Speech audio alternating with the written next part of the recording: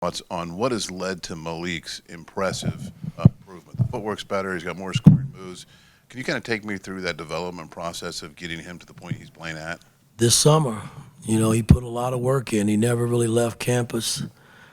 Got his weight down. The baby fat that he had last year is trimmed down, and so you just got to tip your hat to him. He put the work in this summer, and it's paying off.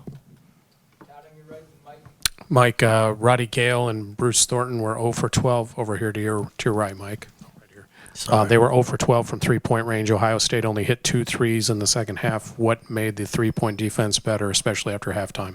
Well, it wasn't like we were touching them. I thought our defense from the 15-minute mark on was pretty good, but the second chance shots that they got, they had good looks. We were so awful rebounding the ball tonight. And they had good looks on spraying the ball back out. It was just bouncing funny, and we couldn't come up with it. And but for the most part, when we were setting in our half-court defense, we were pretty good in terms of switching up and touching and making sure guys weren't just facing up shooting threes in our face. Mike, on your left and Tom. Yeah, Mike, you were blunt in your kind of assessment of Xavier's play against Nebraska. Did you feel like it was being a step healthier today, or do you feel like he was kind of motivated to kind of erase that game? Well, you can blame me a little bit because, again, he hadn't had much floor time in practice. And, I just didn't want to blow him out the first game. And, he was a little irritated at me, and I get that because I only played him 14 minutes, but his 14 minutes was awful.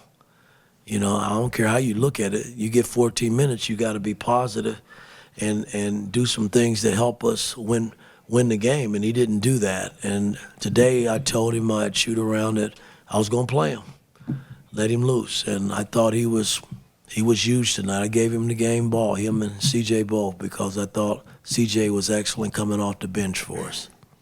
Tom, on your left and Seth. Mike, you got 18 points out of X tonight too, and in 34 minutes he didn't have a single turnover, and you only had 4 as a team. I mean, after what you went through with the turnovers Wednesday night, how do you explain going from 19 to 4 against a team that's just as aggressive defensively? It brings a smile to my face. That's all I can tell you. That was miserable sitting through that in Nebraska, just giving them the basketball. And, we talked about it. We watched the game when we came back as a team. And after I watched it a couple times, it was awful.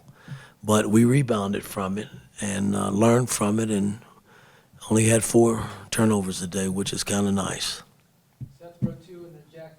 Coach, you brought up CJ before, and obviously he gave you some really big minutes off the bench, and a big part of the improved backcourt play as a whole. Just what allowed him to come in and be so impactful tonight? His last few days of practice has been tremendous, and I'm telling all these guys, it's how you practice, man, that carries over into a real basketball game. And you don't bring it in practice, you're not going to bring it in the game. I've always believed that. And I thought the last 2 days our practice was it was tough because I wasn't real happy about the Nebraska play and how we played. But he had two good days, man, and I thought he deserved to play, and I thought he responded, which was kind of nice. Jack, row 2, and Daniel. Yeah, Mike, sticking with CJ, what do you think it'll take for him to kind of stack together more consistent performances like he did tonight? We've seen him do it like at Michigan, but, kind of had a lull there. A lot of it is just, these young guys, it's the mental part of it, knowing exactly what we're doing when we go into a game setting and putting the game plan together. It's your mental approach has got to be on par. And if I don't see that, then how can I have confidence in playing you? And I thought these last 2 days he was right on par, man, in terms of what we wanted. Caleb as well. He didn't play as much, but I thought tonight, I was going to play him. I came into the game with the attitude I was going to play them both. And CJ stepped up and gave us some important minutes tonight. Daniel up front, we'll wrap with Monty. Revisiting rebounding, I think they had 49. You guys finished with 27. Why do you feel like the gap was that big tonight?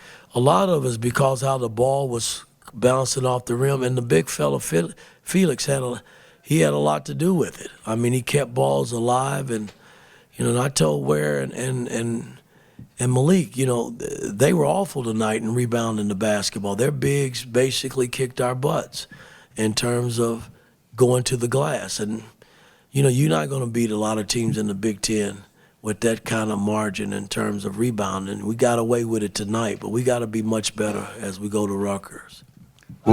Woody, you talk to a lot of players, whether it be visitors or home, and they always talk about the crowd gave us inspiration.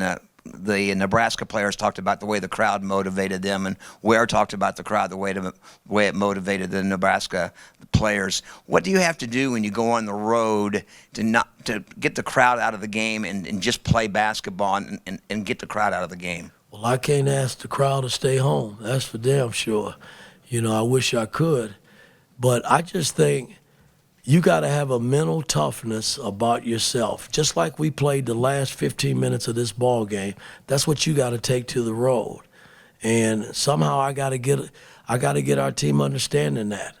And you got to do that for 40 minutes, not just 15 minutes. So it's on me some, but I got to get these guys to understand what it's like to play on the road and win on the road.